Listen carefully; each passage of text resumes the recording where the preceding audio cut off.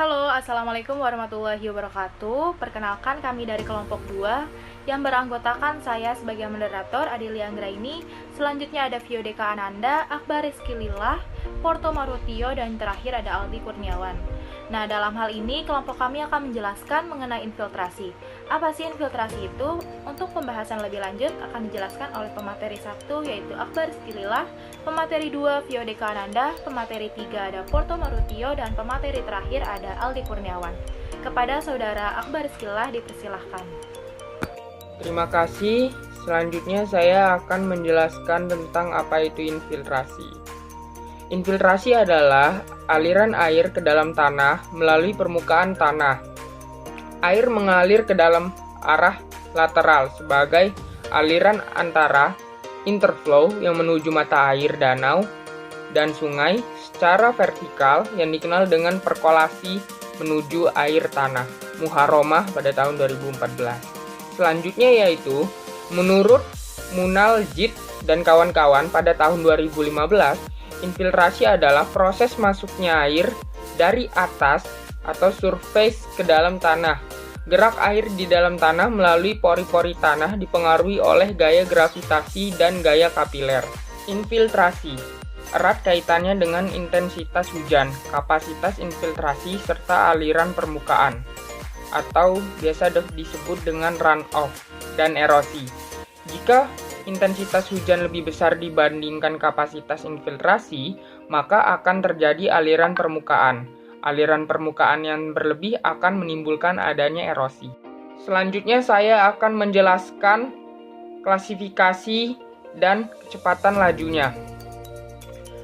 Aidatul 2015 menyatakan bahwa laju infiltrasi mempunyai klasifikasi tertentu dalam menentuan besarnya laju infiltrasi, yaitu klasifikasi sangat lambat, memiliki kecepatan kurang dari 1 mm per jam.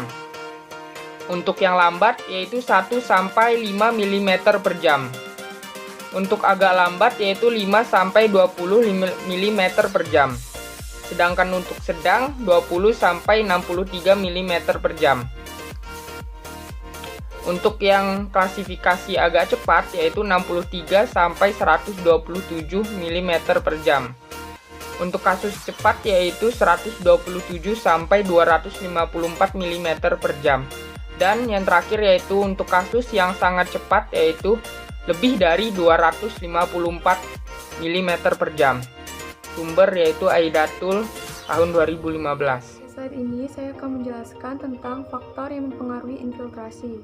Laju infiltrasi dipengaruhi oleh beberapa faktor, yaitu kedalaman genangan dan tebal lapis jenuh kelembaban tanah. Yang kedua, pemadatan oleh hujan. Yang ketiga, tanaman penutup. Yang keempat, intensitas hujan. Yang kelima, sifat-sifat fisik tanah. Menurut Aidatul 2015, faktor yang mempengaruhi laju infiltrasi yaitu tutupan lahan, kemiringan lereng, dan perbedaan kepadatan tanah. Pada slide ini saya akan menjelaskan tentang pengaruh lingkungan terhadap peresapan air. Yang pertama, pada daerah hutan terjadi runoff sebesar 10%, evaporasi 40%, dan untuk masuknya air ke dalam tanah didapat data yaitu 25% deep infiltrasi dan 25% shallow infiltrasi. Semakin berkurangnya tanaman dan akhirnya digantikan oleh bangunan, maka peresapan air makin berkurang. Sedangkan untuk runoff semakin tinggi karena tertutupnya tanah oleh semen. Itulah yang membuat perkotaan lebih mudah terjadi banjir dibanding pedesaan. Pada slide ini saya akan menjelaskan tentang penyebab infiltrasi. Gerak air di dalam tanah melalui pori-pori tanah dipengaruhi oleh dua gaya, yaitu gaya gravitasi dan gaya kapiler. Gaya gravitasi menyebabkan aliran selalu menuju ke tempat yang lebih rendah, sedangkan gaya kapiler menyebabkan air bergerak ke segala arah. Oke, jadi di sini saya akan menjelaskan mengenai kapasitas infiltrasi dan laju infiltrasi. Jadi menurut Isnaini tahun 2013, di dalam infiltrasi itu terdapat dua istilah, yaitu kapasitas infiltrasi dan laju infiltrasi, yang dinyatakan dalam cm per jam. Lalu apa sih laju infiltrasi dan kapasitas infiltrasi itu? Jadi laju infiltrasi itu berkaitan dengan banyaknya air per satuan waktu yang masuk melalui permukaan tanah. Sementara kapasitas infiltrasi itu adalah laju maksimum air yang dapat masuk ke dalam tanah pada suatu saat tertentu. Di slide berikutnya ini terdapat dua gambar. Jadi gambar yang pertama yang sebelah kiri ini tuh menunjukkan kurva kapasitas infiltrasi terhadap fungsi waktu. Jadi pada saat awal terjadi, kapasitas infiltrasi ini tinggi karena kedua gaya kapiler dan gaya gravitasi ini menarik air ke dalam tanah. Jadi saat tanah menjadi basah, gaya kapiler itu berkurang. Jadi menyebabkan laju infiltrasinya menurun. Bisa dilihat kan pada gambar satu ini dari yang atas ke bawah, jadi dia menurun gini. Nah kemudian pada gambar 2 sebelah kanan, ini tuh menunjukkan hubungan antara laju infiltrasi, aliran permukaan, dan curah hujan. Jadi pada saat curah hujan, itu diperkirakan konstan. Infiltrasi itu yang terbesar itu terjadi di awal terjadinya hujan. Nah, aliran permukaan baru terjadi setelah beberapa saat hujan berlangsung, yaitu ketika laju hujan menjadi lebih tinggi daripada laju infiltrasi. Nah, laju aliran permukaan itu pada akhirnya akan mencapai nilai maksimum yang konstan. Sementara itu, nilai laju infiltrasi juga akan konstan seiring perubahannya waktu. Selanjutnya itu ada cara menghitung infiltrasi. Jadi, pengukuran infiltrasi itu dimaksudkan untuk memperoleh gambaran tentang besar dan laju infiltrasi serta variasi sebagai fungsi waktu. Kemudian ada alat ukurnya, jadi alat ukurnya itu ada infiltrometer. Jadi menurut Sehan 1990, infiltrometer itu merupakan suatu tabung baja silindris pendek berdiameter besar yang mengitari suatu daerah dalam tanah. Kemudian menghitung infiltrasi ini menggunakan rumus, jadi berikut itu ada rumus untuk menghitung infiltrasi. Baik, untuk yang selanjutnya, contoh kasus. Pengukuran kecepatan penurunan ketinggian genangan dilakukan pada 3 titik. Pengamatan seperti yang ditunjukkan pada gambar di bawah ini, sehingga diperoleh tata penurunan ketinggian seperti yang dicantumkan pada tabel 1 dan tabel 2 berikut ini. Nah, kita bisa lihat sendiri di sini ada tabel 1 tentang penurunan ketinggian genangan Y di gerbang akses. Untuk tabel yang kedua yaitu penurunan ketinggian genangan Y di pojok halaman, bisa dilihat masing-masing ya. Dari kedua tabel tersebut ada pola perubahan ketinggian dan ada pola penurunan. Nah, yang pertama, pola perubahan ketinggian genangan menunjukkan bahwa setiap 5 menit rata-rata penurunan ketinggian genangan adalah sekitar 0,3 cm. Untuk yang kedua, penurunan terkecil adalah 0,2 cm dan terbesar adalah 0,7 cm. Penurunan terbesar yaitu 0,7 cm per 5 menit terjadi pada hari pertama eksperimen.